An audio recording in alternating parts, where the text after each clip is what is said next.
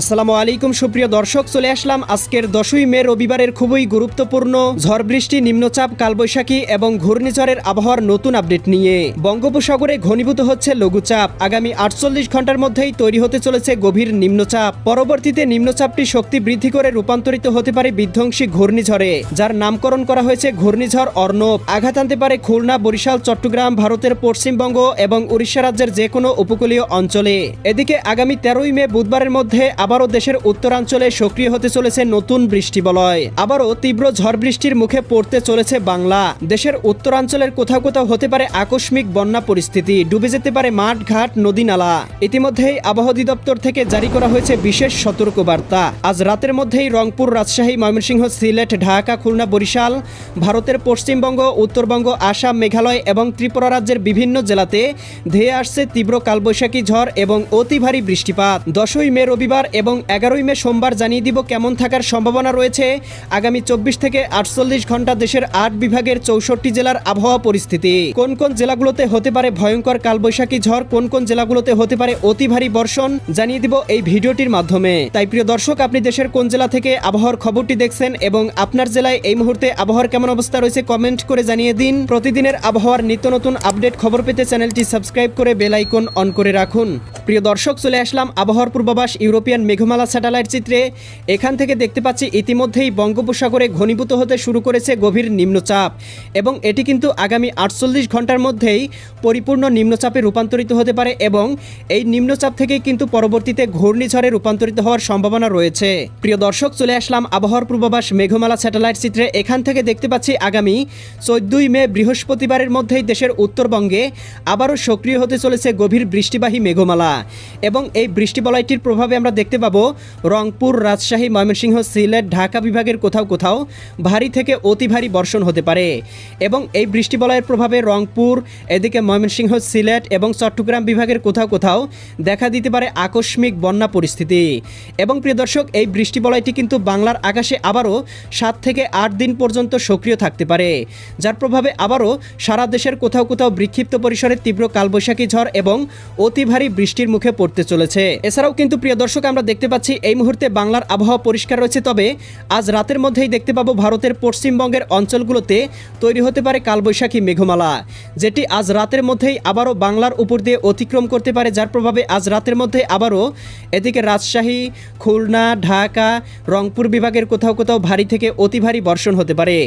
রাজশাহী, সিরাজগঞ্জ, বগুড়া, পাবনা, নাটোর, নওগাঁ, চাঁপাইনবাবগঞ্জ, জয়পুরহাট জেলাগুলোতে আজ রাতের মধ্যেই সর্বোচ্চ 10 থেকে 12 মিলিমিটার বৃষ্টি এবং তীব্র কালবৈশাখী ঝড় বয়ে যেতে পারে।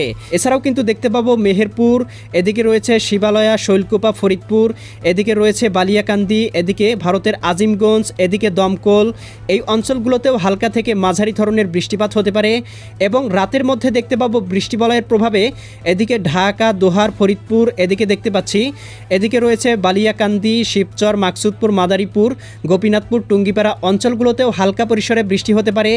এদিকে নগরপুর, বাসতল, টাঙ্গাইল, কালিহাতি, জলছত্র, সরিষাবাড়ি, জামালপুর অঞ্চলগুলোতেও হালকা পরিসরে বৃষ্টির সম্ভাবনা রয়েছে। তবে রাতের মধ্যেই দেখতে পাবো আবারও দেশের আবহাওয়া মোটামুটি পরিষ্কার হয়ে যাবে এবং এদিকে প্রিয় দর্শক দেখতে পাবো টেকনাফের অঞ্চলগুলোতে কিন্তু লঘুচাপের মেঘমালা বিস্তার লাভ করতে শুরু করে দিবে। এছাড়াও কিন্তু আগামীকাল রবিবার 10ই মে সকালের মধ্যে দেশের আবহাওয়া মোটামুটি পরিষ্কার থাকবে, তবে চট্টগ্রাম বিভাগে মহেশখালী, টেকনাফ অঞ্চলগুলোতে হালকা থেকে মাঝারি ধরনের বৃষ্টিপাত হতে পারে। সারাদিনের আবহাওয়া মোটামুটি পরিষ্কার, তবে বিকেলের মধ্যে আবারও দেশের পশ্চিম থেকে কিন্তু একখণ্ড বৃষ্টিবাহী মেঘমালা দেশের আকাশে প্রবেশ করতে পারে, যার প্রভাবে আবারও খুলনা, যশোর, সাতক্ষীরা, বাগেরহাট, ঝিনাইদহ, মাগুরা, নড়াইল, কুষ্টিয়া, চুয়াডাঙ্গা, মেহেরপুর জেলাগুলোতে হালকা থেকে মাঝারি ধরনের বৃষ্টিপাত হতে পারে। ভারতের পশ্চিমবঙ্গ, কলকাতা, খড়গপুর, চন্দননগর, আরামবাগ, মুর্শিদাবাদ অঞ্চলগুলোতেও হালকা থেকে মাঝারি ধরনের বৃষ্টিপাত হতে পারে। আগামীকাল বিকেলের মধ্যে রাজশাহী বিভাগের 2-1টি অঞ্চলে বৃষ্টিপাত হতে পারে।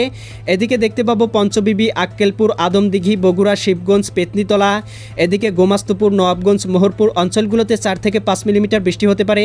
এছাড়াও দেখতে পাবো চররাজিপুর, বাহাদুরবাদ, নলিতাবাড়ি, ফুলপুর, নেত্রকোনা, এদিকে কেন্দুয়া, ময়মনসিংহ, ত্রিশাল, জলছত্র, সরিষাবাড়ি, এদিকে রয়েছে চিলমারি, লালমনিরহাট অঞ্চলগুলোতেও হালকা থেকে মাঝারি ধরনের বৃষ্টি হতে পারে। এছাড়াও কিন্তু প্রিয় দর্শক 11 তারিখের মধ্যেও দেশের 2-1টি স্থানে ছিটেফোঁটা বৃষ্টিপাত হতে পারে। 12 তারিখের মধ্যে দেখতে পাবো এদিকে চট্টগ্রাম বিভাগের অঞ্চলগুলোতে কিন্তু লঘুচাপের মেঘমালা প্রবেশ করবে, যার প্রভাবে চট্টগ্রাম, কক্সবাজার, রাঙামাটি, বান্দরবান খাগড়াছড়ি অঞ্চলগুলোতে কোথাও কোথাও 20 থেকে 30 মিলিমিটার পর্যন্ত অতি ভারী বিক্ষিপ্ত বৃষ্টিপাত হতে পারে। এছাড়া কিন্তু প্রিয় দর্শক আমরা দেখতে পাবো আবারও 13 তারিখের মধ্যেই বৃষ্টিবলয় দেশের উত্তরাঞ্চলে সক্রিয় হতে পারে, যার প্রভাবে রংপুর, রাজশাহী, ময়মনসিংহ, সিলেট বিভাগের কোথাও কোথাও ভারী থেকে অতি ভারী বর্ষণ হতে পারে।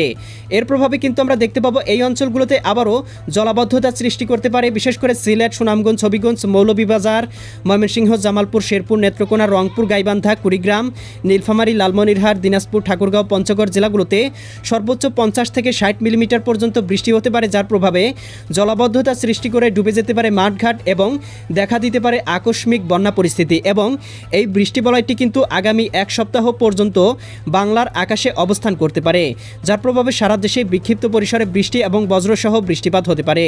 প্রিয় দর্শক, এই ছিল আজ এবং আগামীকাল আগামী এক সপ্তাহের আবহাওয়ার সম্পূর্ণ পূর্বাভাস। কেমন লাগলো কমেন্ট করে জানিয়ে দিবেন। প্রতিদিনের আপডেট খবর পেতে চ্যানেলটি সাবস্ক্রাইব করে রাখুন। আল্লাহ হাফেজ।